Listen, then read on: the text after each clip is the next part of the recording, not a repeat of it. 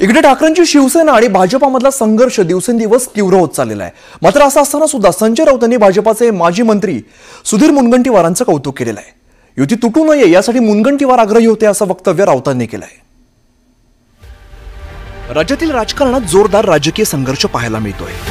महायुती विरुद्ध महाविकास आघाडीचे नेते एकमेकांवरती वेगवेगळ्या मुद्द्यावरून तुटून पडतात। त्यातच सध्या उद्धव ठाकरे आणि राज ठाकरे एकत्र येण्याची चर्चा सुरू झाली आहे।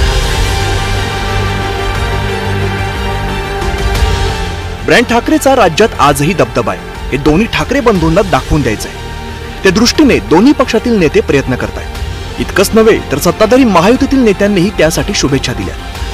ठाकरे बंधूंच्या एकत्र येण्यावरती माजी मंत्री आणि भाजप आमदार सुधीर मुनगंटीवार यांनी सकारात्मक प्रतिक्रिया दिली होती। त्यामुळे ठाकरेंच्या शिवसेनेचे खासदार संजय राऊत यांनी सुधीर मुनगंटीवार यांच्यावरती स्तुतीसुमनं उधळली आणि भाजपामध्ये नव्याने आलेल्या नेत्यांना टोले लगावण्याची संधी सुद्धा साधून घेतली। बघा, सुधीर मुनगंटीवार हे ज्येष्ठ नेते आणि भाजपच्या जुना फळीतले नेते आहेत। भारतीय जनता पक्ष आणि शिवसेनेची युती तुटू नये म्हणून प्रयत्न करणारे ते नेते होते। त्यांच्या भावना महत्वाच्या आहेत।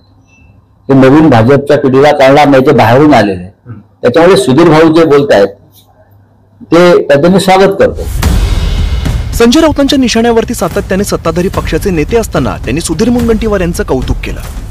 युती तुटू नये यासाठी मुनगंटीवार यांनी प्रयत्न केल्याचं राऊतांनी सांगितलं।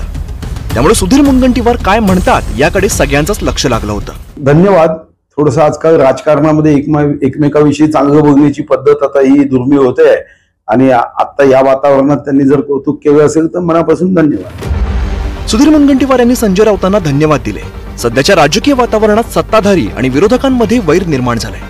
मात्र दोन्ही बाजूच्या नेत्यांनी संजय राऊत आणि सुधीर मुनगंटीवार यांच्यासारखं सामंजस्य दाखवलं तर राजकीय वातावरण मैत्रीपूर्ण व्हायला मदत होईल। Bureau report, news 18 Lokmat.